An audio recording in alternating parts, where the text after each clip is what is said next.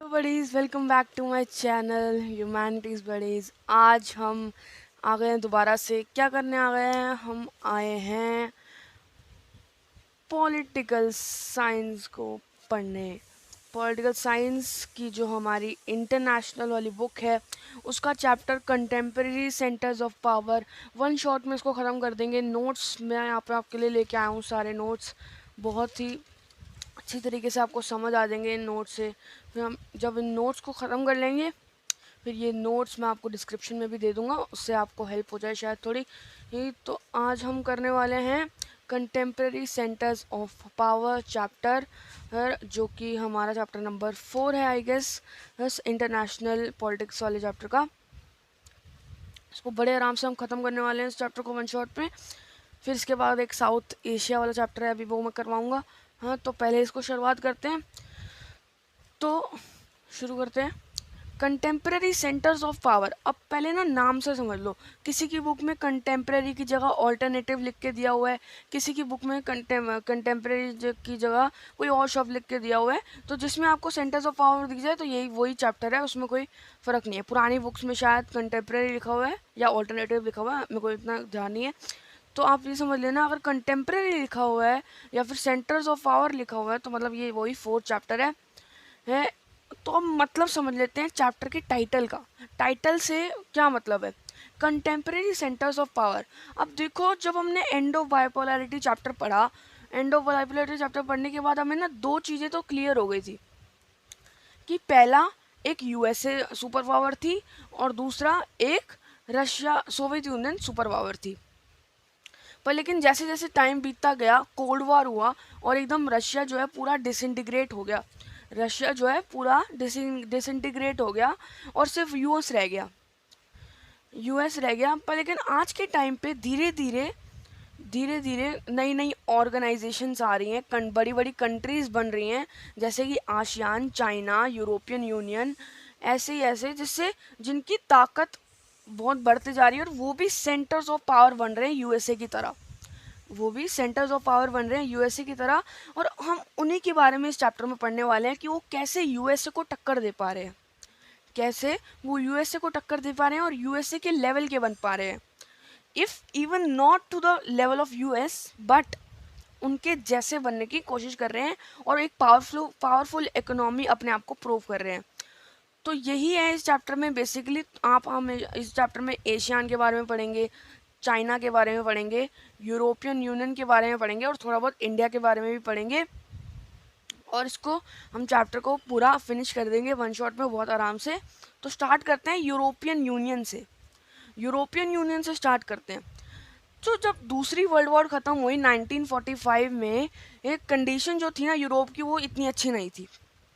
क्योंकि आपको पता है, जब वर्ल्ड वॉर टू हुई थी, वर्ल्ड वॉर जब टू हुई थी तब यूरोप की कंट्रीज़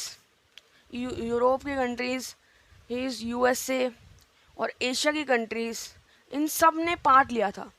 बेसिकली एशिया में तो ज़्यादातर जो कॉलोनीज थी ब्रिटिशर्स की, वो भी थी, उन्होंने उनकी वजह से उनको नुकसान पहुंचा था।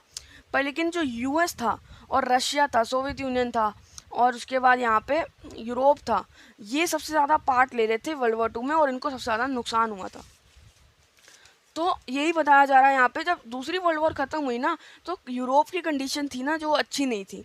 उनकी इकोनॉमी स्टेबलाइज नहीं थी, इकोनॉमी उनकी ख़राब होती जा रही थी, इंफ्रास्ट्रक्चर तब तक इतना अच्छा नहीं बनाया था उन्होंने। तो जो लीडर्स थे ना यूरोप के, जो बड़े बड़े लीडर्स थे यूरोप के, वो सोचते थे कि यूरोप कभी ऐसा अपना सिस्टम नहीं बदल पाएगा और स्टेबल नहीं हो पाएगा। पर लेकिन दूसरी वर्ल्ड वॉर के बाद यूरोप ने ये सारी सोच विचारधारा जो लोगों की इनकी तरफ थी कि ये कभी भी आगे नहीं बढ़ पाएंगे, स्टेबल नहीं हो पाएंगे और इनका सिस्टम ऐसे ही रहेगा, हालात इनकी ख़राब ही रहेगी, वो सब कुछ तोड़ दिया और एक नया यूरोप का जन्म हुआ। New Europe was in thoughts. अब नए यूरोप का कैसे जन्म हुआ वो हम पढ़ने वाले हैं, और एक नए यूरोप का जन्म किसने करा, कैसे करा और कैसी कंट्रीज उसमें मैंने प्लान किया, हाँ, क्या ऑर्गेनाइजेशन बनी, वो हम पढ़ने वाले हैं। तो पहले के टाइम पे ना अमेरिका था, वो अपनी पूरी दुनिया में ना अपनी धौंस जमाने के लिए लोगों की एक हेल्प करता था, लोगों की हेल्प करने की मतलब ऐसे ढोंग करता था, हेल्प तो करता नहीं था, लोन देता था वो, ढोंग करता था ताकि वो अपने आप को सबसे बड़ा दिखा सके। तो अमेरिका जो है ना एक मार्शल प्लान के साथ आया। मार्शल प्लान क्या होता है अभी मैं बताता हूँ, पहले आप समझ लो। अमेरिका जो है एक मार्शल प्लान के साथ आया यूरोप को हेल्प करने के लिए, क्योंकि इकोनॉमी उनकी गिरी हुई थी और इकोनॉमी के पर्सपेक्टिव से ही उनको हेल्प करने आया, उनको लोन देने के लिए आया था। हाँ, मार्शल प्लान के साथ। अब मार्शल प्लान क्या है? मार्शल प्लान एक यूएसए का प्लान था, अमेरिका का प्लान था, जिससे कि वो यूरोप को हेल्प कर सके और इन बदले में वो क्या नाम है, इन बदले में अपनी अपनी इमेज जो है पूरी दुनिया में सही कर सके, क्योंकि वर्ल्ड वॉर 2 के बाद उसकी इमेज बहुत खराब हो चुकी थी। तो एक तो उसने लोन दिए और लोन से जो उसको इंटरेस्ट मिला था ना वो भी चाहिए था। और इस टाइम पीरियड में अमेरिका ने ना एक ऑर्गेनाइजेशन बनाई थी जिसको कहते हैं नाटो। और इन्होंने एक और ऑर्गेनाइजेशन बनाई थी ओईसीसी। ये तो ओईसीसी तो वेस्ट यूरोप को बेसिकली हेल्प करने के लिए इन्होंने 1948 में वर्ल्ड वॉर 2 के बाद एक ऑर्गेनाइजेशन बनी थी, जिससे ये पूरी वेस्ट यूरोप को हेल्प करने वाले थे। अब 1949 में a council of Europe was maded to address political matters, so they were making different different organisation. अब क्या हुआ, नाटो जो थी ना वो तो पूरी दुनिया के लिए थी। नाटो में क्या करते हैं, वो पूरी दुनिया को, यूएसए का मेजर रोल होता है उसमें, क्योंकि यूएसए ने ही बनाई है नाटो, तो उसका मेजर रोल था और ये पूरी दुनिया को पॉलिटिकल मैटर्स को देखते हैं। फिर जो यूएसए है उन्होंने ओईसीसी बनाई 1948 में। ओईसीसी एक क्या है, बेसिकली एक हेल्पिंग ऑर्गेनाइजेशन है जो वेस्ट यूरोप, पर्टिकुलरली अगर आपके पास क्वेश्चन आएगा पर्टिकुलरली कि ओईसीसी किस रीजन को हेल्प करती है या ओईसीसी क्या है, तो आपको लिख के आना है OECC is an organisation maded by USA to particularly help western Europe. Western Europe, Germany वगैरह ये वाली कंट्रीज आती हैं शायद इसमें। तो फिर 1949 के काउंसिल की बात करते हैं, ये बेसिकली यूरोपियन यूनियन की बुनियाद थी। इन्होंने बड़ी सारी फिर डिफरेंट डिफरेंट ऑर्गेनाइजेशन बना रहे थे। ऑर्गेनाइजेशन बनाने का मकसद क्या था, यूरोप को वापस से उनके पैरों पे खड़ा करना, यूरोप को वापस से उसकी पूरी ताकत देना, जैसे वो पहले हुआ करता था वर्ल्ड वॉर से पहले। अब फिर 1992 में finally in 1992 European Union was founded. Its purpose was to make cooperation between European countries and help each other. अब 1992 में जब यूएसए का इनको बहुत सारा इन्फ्लुएंस अच्छा नहीं लग रहा था अपनी कंट्री में, तो इन्होंने खुद मिलके एक यूरोपियन यूनियन बनाया। यूरोपियन यूनियन का इनका बनाने का पूरा सोल पर्पस था कि एक दूसरे की हेल्प कर सके ग्रोथ में, एक दूसरे को लोन दे सके, एक दूसरे के साथ बातें कर सके कि पॉलिटिकल मैटर्स अपने यूरोप के पॉलिटिकल मैटर्स कैसे सोच करें। तो सबसे पहले तो ये इकोनॉमिकल के लिए ही बनी थी ये इसको कोई भी पॉलिटिकल हिस्सा देने के लिए कुछ नहीं बनाया गया था, पॉलिटिकल हिसाब से नहीं बनाया गया था, ताकि ये दुनिया में टांग अड़ाए, जैसे नाटो आती है और यूएन आता है वैसे नहीं। इनको सिर्फ इकोनॉमिक अपनी और अपने आसपास की कंट्रीज़ को हेल्प करने के लिए बनाया गया था। पर लेकिन धीरे धीरे ये पॉलिटिकल कमेंट्स भी बनाना स्टार्ट कर देते हैं जब ये बहुत बड़े हो जाते हैं, अपने अपने हिसाब से बहुत बड़े हो जाते हैं। जैसे कि मतलब मेरा कहने का मतलब है, बड़े हो जाने का कहना मतलब है मेरा, बहुत ही ज़्यादा पावरफुल हो जाते हैं। तो इनका ना अब इनकी बात करें, इनका फ्लैग भी है, इनकी खुद की करेंसी भी है और इनकी खुद की सिक्योरिटी पॉलिसी भी है। मैं समझाता हूँ इसका क्या मतलब हुआ, एक सेकेंड। जो इनका फ्लैग है, इन्होंने अपना एक पर्टिकुलर फ्लैग बनाया है यूरोपियन यूनियन का, अपने गूगल पर अगर सर्च करना है तो कर सकते हो। एक ब्लू कलर का फ्लैग है जिसमें 12 स्टार्स हैं सर्कुलर वे में। तो ये इन्होंने फ्लैग बनाया, इस फ्लैग का मतलब इन्होंने दिया इनको पीस चाहिए यूरोप में और हारमोनी चाहिए यूरोप में है। और जो स्टार्स 12 स्टार्स है ना वो इसलिए बनाए हैं क्योंकि वो 12 कंट्रीज़ को रिप्रेजेंट करते हैं यूरोपियन यूनियन के स्टार्टिंग में। और फिर उन्होंने करेंसी बनाई, यूरो करेंसी, अगर आपने नाम सुना हो, यूरो करेंसी बहुत ही पॉपुलर करेंसी है और ये कभी कभार इतनी पावरफुल है कि यूएस के डॉलर को टक्कर देती है। इन्होंने अपनी सिक्योरिटी पॉलिसी बनाई, सिक्योरिटी पॉलिसी का मतलब इन्होंने अपनी कंट्रीज़ का ऐसा पॉलिसी बनाई कि तुम एक दूसरे पे कभी भी अटैक नहीं कर सकते। फिर एक दूसरे पे अगर तुम्हारे पे कोई अटैक हो जाता है तो तुम्हें कैसे हेल्प करनी है, दूसरी कंट्रीज पे कैसे सैंक्शंस डालने हैं, ये इन्होंने सिक्योरिटी पॉलिसी में लिखा। तो नेक्स्ट इनका ये भी मन था, एक सेकंड में इसको सही कर लूँ।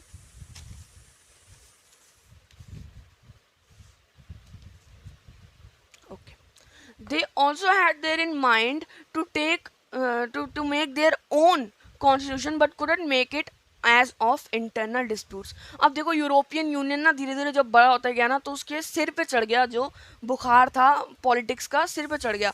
मतलब उसको लगता था कि वो इतना पावरफुल है कि वो अपना कॉन्स्टिट्यूशन भी बना सकता है। पर लेकिन बात कहाँ आई, दिक्कत कहाँ आई, दिक्कत यहाँ पे आई कि उसको वो मुंह की खानी पड़ी, क्योंकि उसकी कंट्रीज ही उसके साथ कॉपोरेट नहीं करना चाहती थी। उसकी कंट्रीज में ही इंटरनल डिस्प्यूट्स होने लग गए, जिससे वो कॉन्स्टिट्यूशन कभी बना ही नहीं पाई। आपकी बुक में आई गेस इसी चैप्टर में एक हमारे को फोटो दी गई है जिसमें एक शिप है टाइटैनिक जैसी, उस पर यूरोपियन यूनियन का झंडा बना हुआ है। 12 स्टार्स बने हुए हैं, 12 से ज़्यादा ही बने हुए हैं, पर लेकिन वो 12 स्टार्स बने हुए हैं उसमें, और वो टाइटैनिक की तरह डूब रहा है, तो इस पिक्चर का इलिस्ट्रेशन क्वेश्चन भी आ सकता है तुम्हारे पास। इस पिक्चर के इलिस्ट्रेशन क्वेश्चन अगर आएगा तो तुम्हें बताना है इसमें जो बताया गया है, इसमें बताया गया कि जो यूरोपियन यूनियन है वो कॉन्स्टिट्यूशन तो बनाना चाह रही थी, पर लेकिन अपने ही इंटरनल डिस्प्यूट की वजह से डूब गई, और कभी बन नहीं पाया। तो अब बढ़ते हैं आगे। Later on European Union tried to acquire new countries, but there were Soviet Union after Soviet Union disintegrate, but sometimes they were too dominant and nobody wanted to join them.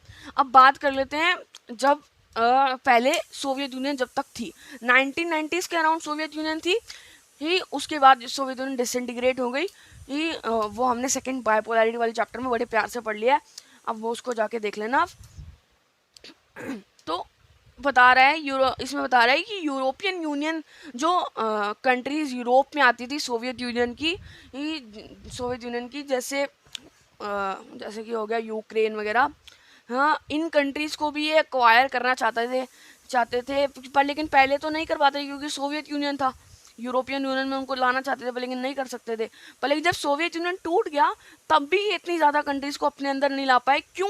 क्योंकि इनका नेचर ही बहुत ख़राब था। इनका nature था कि वो बहुत ज़्यादा डोमिनेट करते थे, बहुत ज़्यादा अपना दबदबा लगाते थे लोगों पे। बोलते थे तो अगर तुमने किसी पे अटैक कर दिया तो हम तुम्हें सैंक्शंस लगा देंगे, तुम्हारे पे ट्रेड ख़त्म कर देंगे, तुम बिल्कुल गरीब हो जाओगे, बेकार कंट्री हो जाओगे। तो इसकी वजह से इसको कोई ज्वाइन ही नहीं करना चाहता था। तो मैं एक केस बता देता हूँ ब्रेक्सिट का। अब इसमें मैं बता देता हूँ केस ब्रेक्सिट का। अगर आपको पेपर में कोई भी टर्म दिख जाए ब्रेक्सिट, तो समझ जाना इसका मतलब है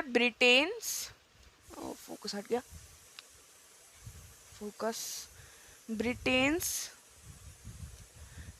एग्जिट फ्रॉम यूरोपियन यूनियन।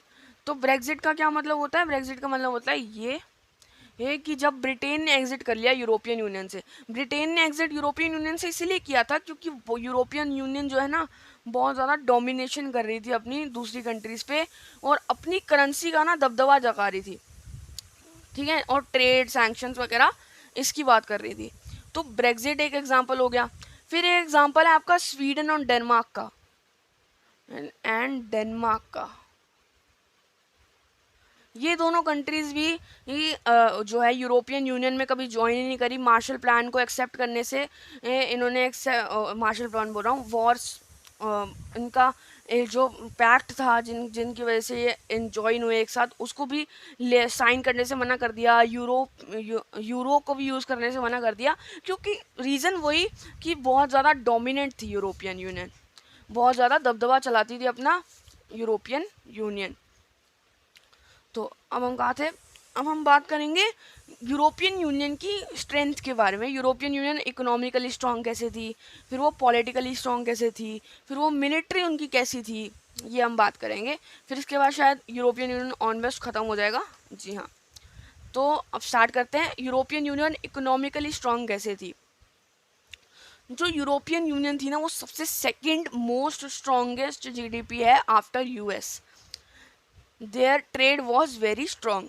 अब मैं बताता हूँ, जो यूरोपियन यूनियन है ना वो दुनिया की सबसे बड़ी जीडीपी है आफ्टर यूएस, आफ्टर यूएस, और उनकी जो ट्रेड है ना वो यूएस से भी बढ़िया है, वो कभी कभी यूएसए को भी सरपास कर जाती है, इसलिए वो बहुत ज़्यादा इकोनॉमिकली स्ट्रांग माने जाते हैं। अब पता है रीज़न, इसके अगर मैं रीज़न दूँ ना तो क्या नाम है, आपको लगेगा कि ये तो बहुत स्टूपिड रीज़न है, बहुत स्टूपिड रीज़न है, ऐसे तो यूएसए का क्या नाम है, यूएसए की क्या गलती है इसमें। ये ना यूरोपियन यूनियन ना बड़ी सारी कंट्रीज से मिलके बना है, तो इनकी जीडीपी स्ट्रांग होना बनता ही है, ट्रेड भी स्ट्रांग होना बनता ही है, बल्कि यूएस एक कंट्रीज है। पर लेकिन अब यही बात करें कि यूएस की पावर ही इतनी है, यूएस को कोई कम्पीट ही नहीं कर पा रहा, इतनी यूएस की पावर है।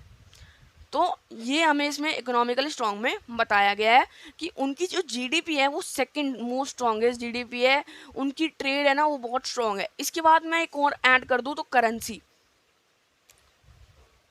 अगर मैं करेंसी ऐड कर दूं, currency was also is also sorry also the strongest.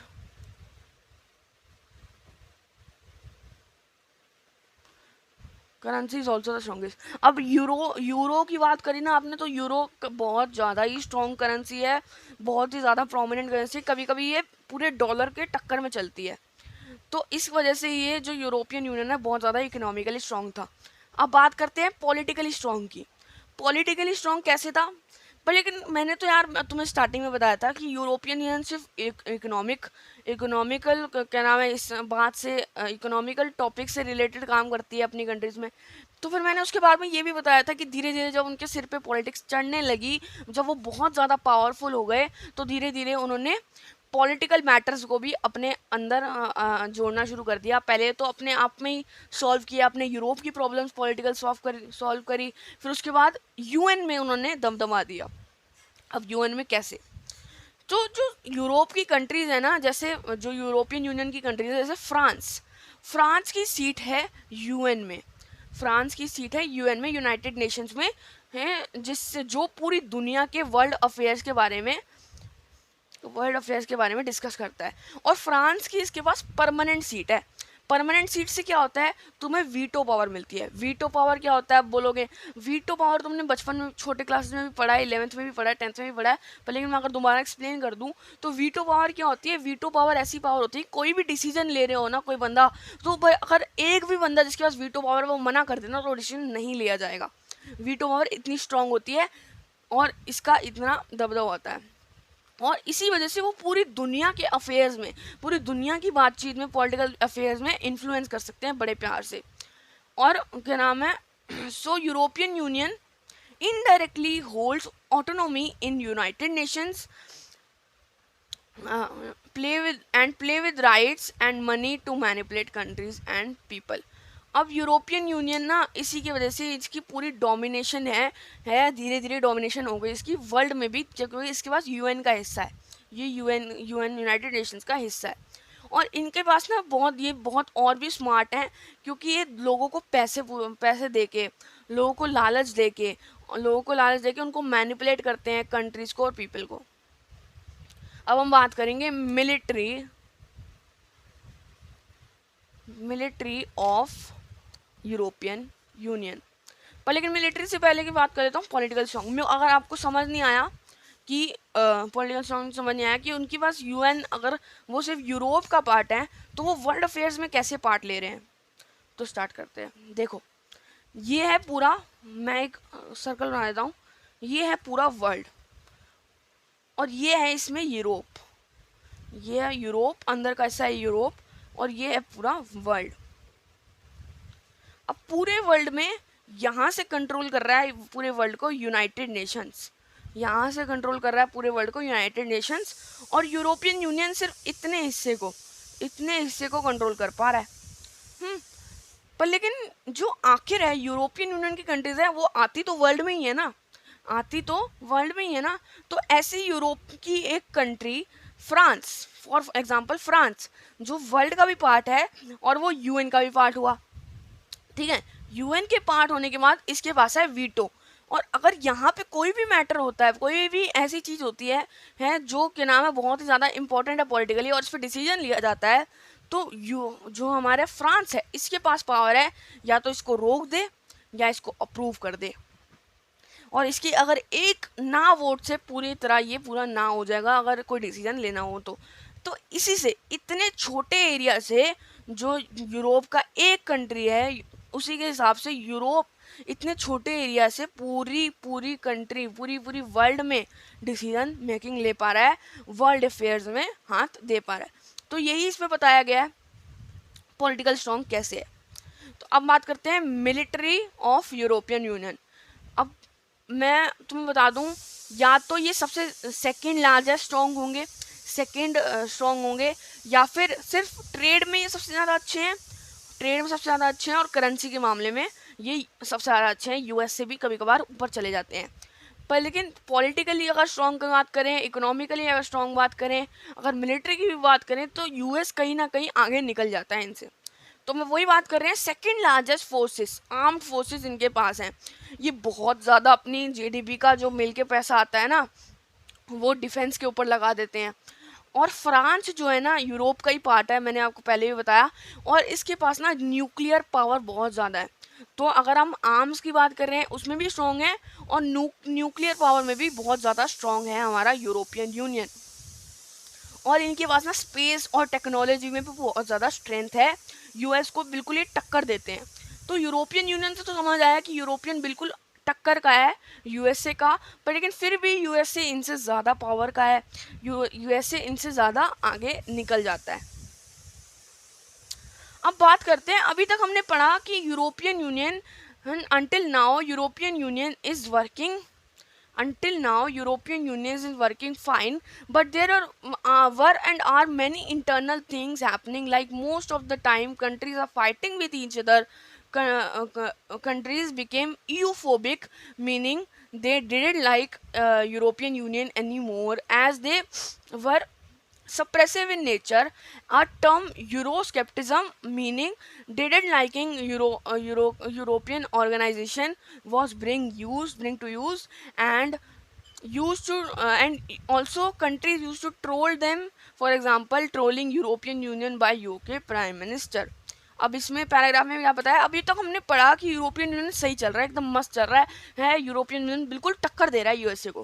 पर लेकिन इनके अंदर भी ना आपसी मतभेद बहुत ज़्यादा है, क्योंकि भाई कभी एक बंदा अपने आप से कभी नहीं लड़ता, एक बंदा कभी भी अपने आप से नहीं लड़ता। अगर उसके सामने बहुत सारे बंदे होंगे तो जाहिर सी बात है कभी ना कभी तो उसमें आपसे में मतभेद होते ही होंगे। एक हाथ से ताली तो नहीं बजती, दूसरे हाथ भी होना चाहिए ना जब ताली बजानी है। तो वैसे ही तो बड़ी सारी कंट्रीज़ की वजह से कभी कभार ना इनमें झगड़ा हो जाता है, कभी कभार इनके इंटरनल मैटर्स ही इतने ज़्यादा हो जाते हैं कि बाहर के मैटर्स में अपना क्या ही रोल देंगे। इसी वजह से ना कुछ कंट्रीज इनको लाइक ही नहीं करती, ये यूरोप की कंट्रीज ही इनको लाइक नहीं करती, इनको फोबिक बोलते हैं, यूरोपियन फोबिक बोलते हैं, यूरोफोबिक, जो यूरोपियन कंट्रीज़ को ही लाइक नहीं करती, क्योंकि ये बहुत ज़्यादा दबाव डालती हैं दूसरी कंट्रीज़ पे, जिससे इनको अच्छा नहीं लगता। और एक टर्म निकाली गई यूरोस्केप्टिज्म। यूरोस्केप्टिज्म का मतलब होता है यूरोपियन यूनियन को सपोर्ट ना करना, उनको हेट करना। और जो दूसरी कंट्रीज है ना, जैसे यूके, ब्रिटेन, ये ट्रोल करती हैं यूरोपियन यूनियन को। जैसे मैंने बताया कैसे ट्रोल करा, वो टाइटैनिक का एग्जांपल नहीं दिया था आपकी बुक में, उन्होंने फोटो में। तो ऐसे ही उनको यूरोपियन यूनियन को ट्रोल करा जाता है कि तुमसे अपने मामले तो बनाए नहीं जाते, तो तुम बाहर के मामलों में क्या करोगे। अब हम पढ़ेंगे आसियान के बारे में। आसियान जो है थोड़ा छोटा ही टॉपिक है, यूरोपियन यूनियन से ज़्यादा बड़ा नहीं है, इसको ख़त्म करेंगे। फिर इसके बाद चाइनीज़ इकोनॉमी का एक हमारा टॉपिक रह जाएगा, फिर चाइनीज़ इकोनॉमी के बाद इंडिया और चाइना के रिलेशन का टॉपिक रह जाएगा। तो बस थोड़ी देर में ही चैप्टर ख़त्म होने वाला है, बस लगभग 15-20 मिनट और, तो देखते रहो। बात कर लेते हैं आसियान के बारे में। Association of south east Asian nations, ये है आसियान की full form. A for association, S for south, E for east, A for Asian and N for nations. अब मतलब नाम से मतलब समझते हैं थोड़ा सा इनका। एसोसिएशन मतलब एक ग्रुप, साउथ ईस्ट एशिया की जो कंट्रीज़ है उनका। तो जैसे यूरोपियन यूनियन के साथ हुआ वर्ल्ड वॉर से पहले भी और वर्ल्ड वॉर के बाद भी, वर्ल्ड वॉर 2 के बाद भी, जो एशिया था ना, वो साउथ एशिया था, वो स्ट्रगल कर रहा था कलोनियलिज्म से। मैंने आपको बताया एशिया में मोस्टली उस टाइम पे कलोनियलिज्म चल रहा था। दूसरी कंट्रीज़ जैसे ब्रिटेन आके उन पे रूल कर रही थी और उसके बाद एक और भी कोई प्रॉब्लम आ रही थी, जैसे वर्ल्ड वॉर एक्सेट्रा। तो इस टाइम पे इन सब कुछ जंग झगड़े, इन स्ट्रगल्स के बाद जो प्रॉब्लम्स थी ना वो धीरे धीरे बढ़ ही रही थी, कम नहीं हो रही थी। अब इनके पास एक और प्रॉब्लम आई कि अब दोबारा से बिना किसी कॉलोनियलिज्म के, जब ये कॉलोनियलिज्म से फ्री हुए तो अपनी कंट्रीज को कैसे बिल्ड करेंगे। कोल्ड वॉर भी चल रही थी तो इनके पास प्रेशर था कि ये किसकी साइड जाएं, यूएस की साइड जाएं या सोवियत यूनियन की साइड जाएं। तो धीरे धीरे इनके पास प्रॉब्लम बहुत सारी कंट्रीज थी। इनको थर्ड वर्ल्ड कंट्रीज कहा जाता था। मतलब फर्स्ट वर्ल्ड कंट्रीज तो यूएस थी, second world countries Soviet union की थी, और इनको थर्ड वर्ल्ड कंट्रीज कहा जाता था। इनकी इंडिपेंडेंस जो, जब इनको इसलिए भी कहता था क्योंकि इनकी इंडिपेंडेंस हाल फिलहाल में ही हुई थी। और ये कभी न, ये ना कुछ कंट्रीज इनमें से ना यूएस के फेवर में थी ना उसके सोवियत यूनियन के फेवर में थी। तो ये सब एफर्ट्स बना रहे थे ये अपने आप को इकट्ठा करके, ताकि ये भी यूरोपियन यूनियन जैसे ही कुछ बड़ा कर सकें, ये अपने आप को बड़ा बना सकें। तो इन्होंने ना एक नॉन अलाइनमेंट मूवमेंट स्टार्ट करा।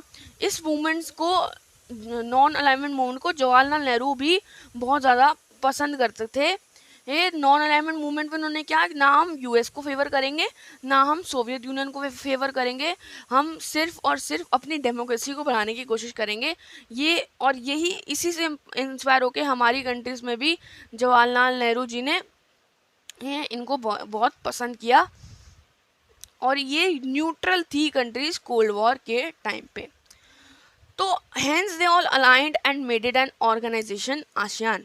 अब ये सब मिले और उन्होंने अब ये सब hence they all aligned and made it an organization ASEAN. अब ये सब मिल गए, इन्होंने एक एसोसिएशन बनाई जिसका नाम था ASEAN, association of south east Asian Nations. इन्होंने इसमें क्या, इनका पर्पस क्या था आसियान बनाने का? इनको पर्पस था कि कभी भी इनफॉर्मली आप एक दूसरे से मिल सके, इनफॉर्मली मिल के कोई पॉलिटिकल मैटर हो जाता है, कोई ही आसियान में कोई दिक्कत हो जाती है किसी कंट्रीज में, तो वो एक दूसरे की हेल्प कर सके। पहली 5 कंट्रीज कौन थी आसियान की? सबसे पहले Indonesia, Thailand, Singapore, Philippines,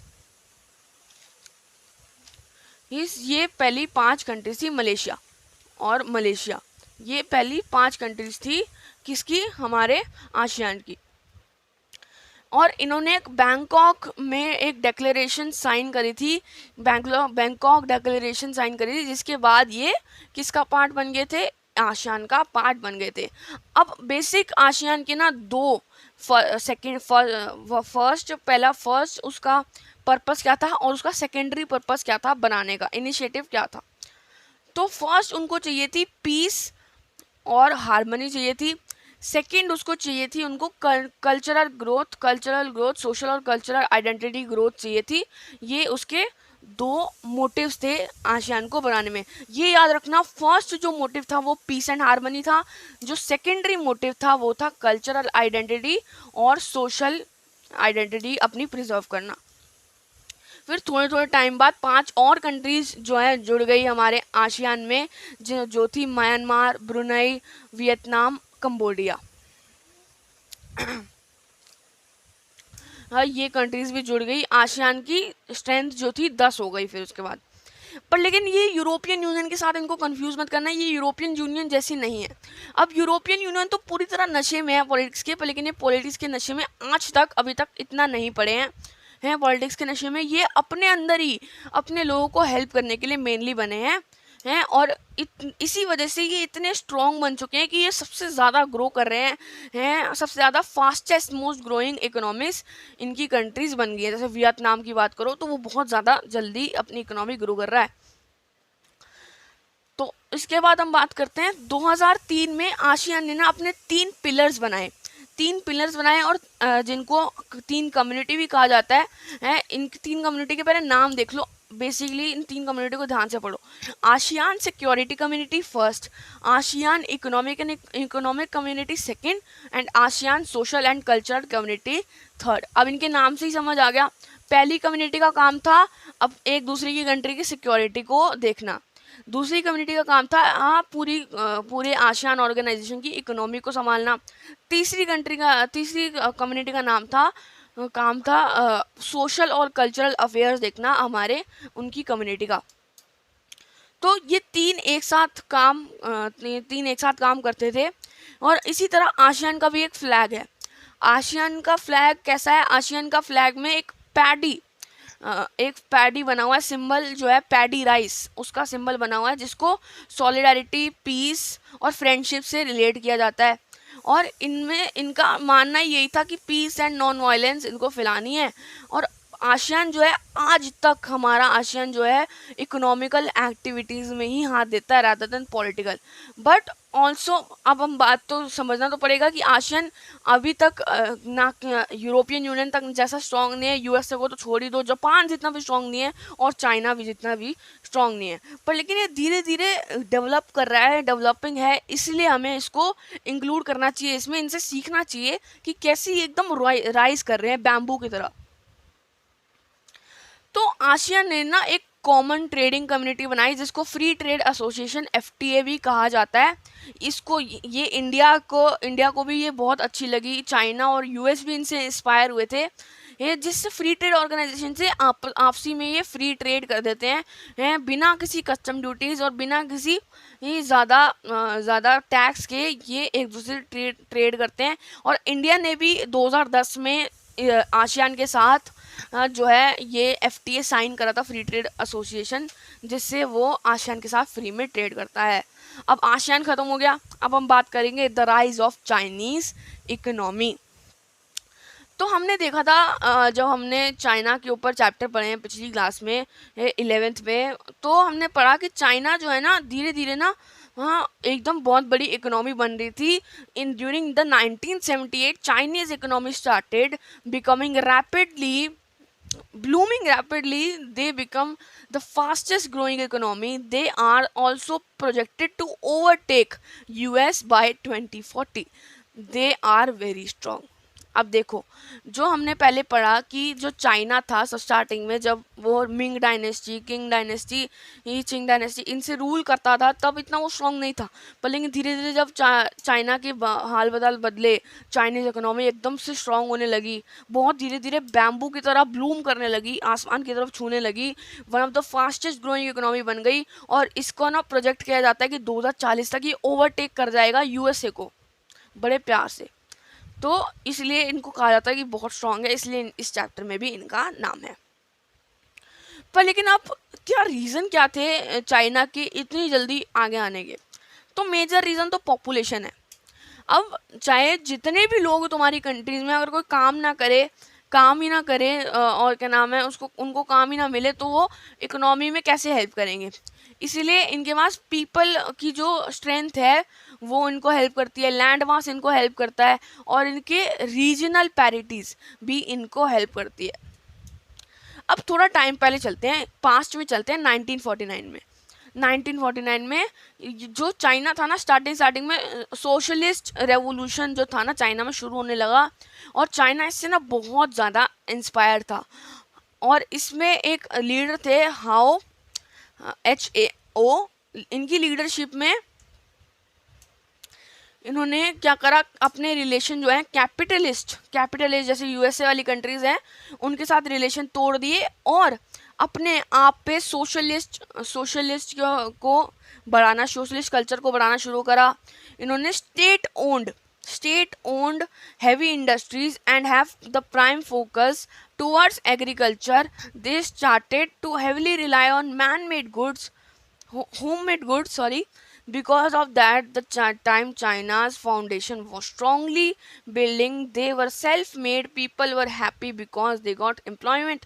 Also they were also heavily considering about social welfare, providing scholarship, employment and etc. Due to this, economy of China bloomed by 5 to 7%, which was decent. तो समझो, आप समझो, जहाँ तक पढ़ा सब तक समझो।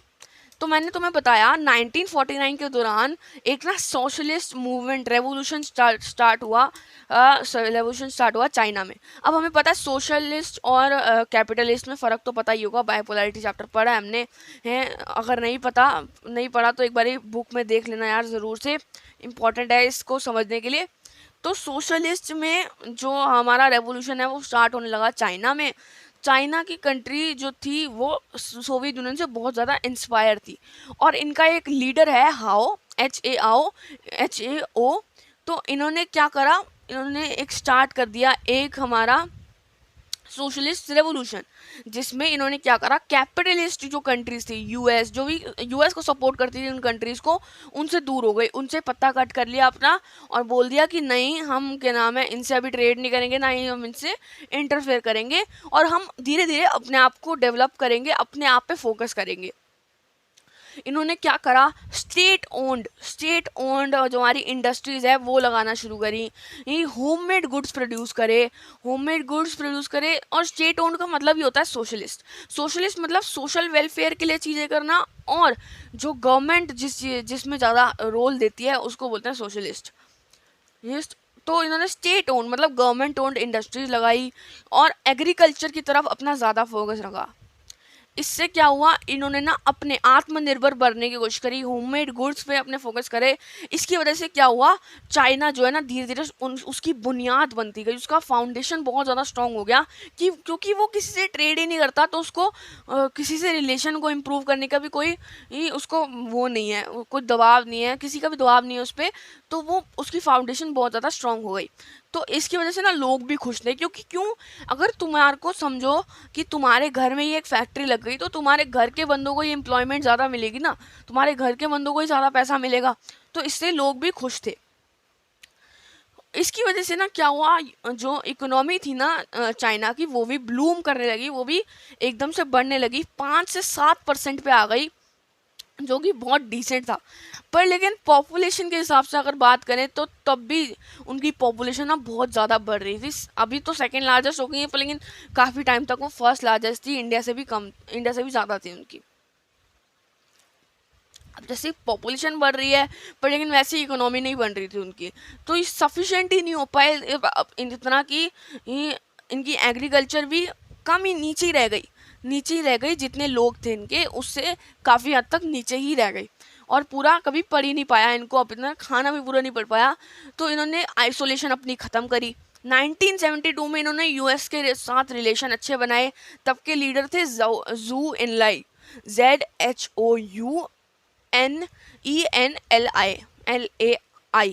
इन्होंने 4 वे स्ट्रैटेजी खोली, agriculture, industrial, science and military.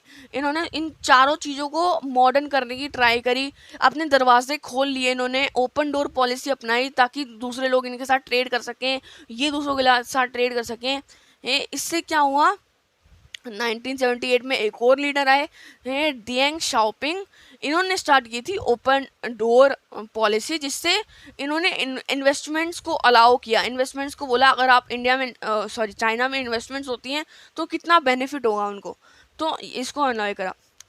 पर लेकिन ना चाइना की ना एक अच्छी बात थी, भले ही वो सोशलिस्ट कंट्री थे, पर लेकिन उनको कभी भी शॉक थेरेपी फेस नहीं करनी पड़ी, जैसे सोवियत यूनियन को फेस करनी पड़ी थी। वो धीरे धीरे अपने आप को कैपिटलिज्म की तरफ आगे बढ़ा रहे थे, पर लेकिन उन्होंने कभी शॉक नहीं हुआ। जैसे हम बोलते हैं ना, कभी शॉक एकदम से ठंडे से गर्म आ जाना, या फिर गर्म से ठंडे चले जाना, तो ये शॉक हो जाता है, शॉक लग जाता है। तो ऐसा कभी नहीं हुआ इनके साथ। ये धीरे धीरे इन्होंने सबसे पहले 1982 में एग्रीकल्चर को है थोड़ा सा, हाँ, एग्रीकल्चर को प्राइवेट करा। फिर उसके बाद इन्होंने 1988 में, फिर आगे जाके 1988 में कुछ इंडस्ट्रीज को प्राइवेट करा। तो ऐसे धीरे धीरे इन्होंने वो अपने रोल स्विच करे, पर लेकिन तब भी गवर्नमेंट के पास ज़्यादा रोल था। और यही पॉपुलर जो शायद जो पॉलिसीज थी वो चाइना में काम कर गई, और चाइना इतना क्राइसिस से निकल पाया, जब उनके पास खाने की भूखमरी हो गई थी, जब उनकी पॉपुलेशन इतनी ज़्यादा थी कि वो अपने एग्रीकल्चर को ही सपोर्ट नहीं कर पा रहे थे, उनकी एग्रीकल्चर इतनी कम थी कि वो अपने पॉपुलेशन को ही सपोर्ट नहीं कर पा रहे थे, उस क्राइसिस से निकल गई। फिर उसके बाद इतनी आज तेज़ी से ग्रो कर रही है कि सबसे बहुत ज़्यादा स्ट्रॉन्ग इकोनॉमी मानी जाती है, जायंट सुपर पावर माना जाता है चाइना को। इन्होंने वर्ल्ड ट्रेड ऑर्गेनाइजेशन को भी 2001 में ज्वाइन करा। अब कुछ ना प्रॉब्लम्स भी थी चाइना में, ऐसे तो नहीं होता कि हर जगह किसी के पॉजिटिव पॉइंट्स ही हो, नेगेटिव पॉइंट्स हो ही ना। सबसे पहले अनएम्प्लॉयमेंट धीरे धीरे बढ़ती जा रही थी, और फीमेल वर्क कंडीशन बेकार था। क्योंकि पॉपुलेशन इतनी बढ़ती जा रही है और इन्होंने फिर ट्रेड भी स्टार्ट कर दी, तो अनएम्प्लॉयमेंट तो बढ़ेगी। और इनकी जो फीमेल लोग होते हैं ना, उनको भी वर्किंग कंडीशन इतनी गंदे तरीके से उनसे काम निकलवाते थे, वो भी बहुत ख़राब होने लगी। करप्शन बहुत ज़्यादा बढ़ गया। करप्शन बढ़ गया तो इनके पास करप्शन बढ़ गया, जिनकी वजह से ये अपने आप पे फोकस ही नहीं कर पाए। और ये ना इतना तेजी से बढ़ रहे थे, इतना तेजी में फैक्ट्रीज लगा रहे थे, पेड़ काट रहे थे, कि एनवायरनमेंट को प्रोटेक्ट करने का इन्होंने कभी सोचा ही नहीं। और ऑल्सो हम जानते हैं चाइना हमेशा ना बहुत वो बॉसी कंट्री है। बॉसी कंट्री मतलब दूसरों पे हमला करती रहती है और दूसरों से रिलेशन अच्छे नहीं है। जैसे ताइवान से अच्छे नहीं है रिलेशन, इंडिया से भी अच्छे रिलेशन नहीं है उसके, जापान से तो है ही नहीं, और यूएस से भी उसके रिलेशन अच्छे नहीं है। तो इसलिए ये जो 4-5 मेजर प्रॉब्लम्स है, ये भी याद कर लेना तुम चाइना की। अब इंडिया और चाइना के रिलेशन की अगर बात करें, तो इंडिया और चाइना के रिलेशन ना 20वीं सदी से स्टार्ट हुए। उससे पहले तो एक दूसरे को ये इतने अच्छे से फेमिलियर भी नहीं थे, क्योंकि तब इतना टूरिज्म नहीं होता था, एक दूसरे के पास लोग आते नहीं थे। जो जवाहरलाल नेहरू जी थी ना हमारे, वो बहुत ही ज़्यादा अफेक्शन था उनके तरफ, चाइना के लोगों की तरफ, उनको बहुत पसंद करते थे। उन्होंने स्लोगन भी दिया था, हिंदी चीनी भाई भाई। पर लेकिन जो हमारे दूसरे लीडर्स थे वो मना करते थे कि तुम इन पे इतना भी अंधा भरोसा मत करो, ये तुम्हें धोखा देके चले जाएंगे, हमें पता भी नहीं चलेगा। पर लेकिन वो नहीं माने। पर लेकिन हुआ ऐसे ही, चाइना ने इंडिया को पीठ पीछे चक्कू घोंपा, और चक्कू घोंपा मतलब उन्होंने बिट्रे करा, उनको धोखा दिया इंडिया को, और उन पे वार किए। एक एग्जांपल ले लो, तिब्बत का एग्जांपल। जब चाइना ने तिब्बत पे कब्जा करना स्टार्ट करा, मैंने बताया ना चाइना एक बहुत ही ज़्यादा बॉसी कंट्री है, दूसरे पे हमला करती रहती है। तो तिब्बत पे जब उन्होंने हमला करा, तिब्बत को अक्वायर करने के लिए 1950 में, तो इंडिया ने जब हेल्प करने की सोची, कि इंडिया कहती है कि तब इंडिया वैसे भी स्ट्रांग नहीं थी, तो उन्होंने रिलीजियस लीडर दलाई लामा, हमारे जो तिब्बत के जो रिलीजियस लीडर है दलाई लामा, उनको इंडिया ले आया उनको हेल्प करने के लिए। पर लेकिन चाइना को अच्छा नहीं लगा, इसलिए चाइना ने इंडिया के साथ ही वॉर छेड़ दिया। फिर साथ में 1962 में कुछ बॉर्डर कॉन्फ्लिक्ट्स हुए। अक्साई चीन आप जानते हैं, लद्दाख जानते हैं, यहाँ पे ये चाइना बोलती है कि हमारा ये पार्ट है, पर लेकिन इंडिया बोलती है ये हमारा पार्ट है, क्योंकि ये है तो इंडिया का ही पार्ट है, पर लेकिन चाइना इनको गलत तरीके से अपना दर्शाती है। फिर उसके बाद चाइना और पाकिस्तान के रिलेशन, चाइना और पाकिस्तान के रिलेशन भी ही आपको पता है कितने अच्छे हैं, जिनके हमारे और पाकिस्तान के रिलेशन अच्छे नहीं हैं। तो इसलिए हमारे को उससे भी खटकता है चाइना, क्योंकि उसके साथ पाकिस्तान के साथ मिल के वो टेररिज्म को सपोर्ट करता है। तो यही था पूरा चैप्टर, फिनिश हो गया। इसमें हमने पढ़ा कि यूएस के अलावा कौन सी और सी कंट्रीज़ हैं जो कि यूएस को टक्कर दे सकती हैं इकोनॉमी के मामले में, पॉलिटिक्स के मामले में हैं, और साथ ही साथ मिलिट्री के मामले में। ये हमने पढ़ा। इसमें हमने यूरोपियन यूनियन के बारे में जाना, इसमें हमने आसियान के बारे में जाना, चाइना के बारे में जाना। तो यही था पूरा चैप्टर ख़त्म हो चुका है। 50 मिनट कुछ लगे हमें पूरा चैप्टर ख़त्म करने के लिए। बड़ा आसान चैप्टर था मेरे हिसाब से। ये कुछ नहीं है, बस नोट्स आपको बनाते जाने हैं। अगर आपको मेरे नोट्स चाहिए तो डिस्क्रिप्शन बॉक्स में डाउनलोड कर लेना नोट्स। Thank you.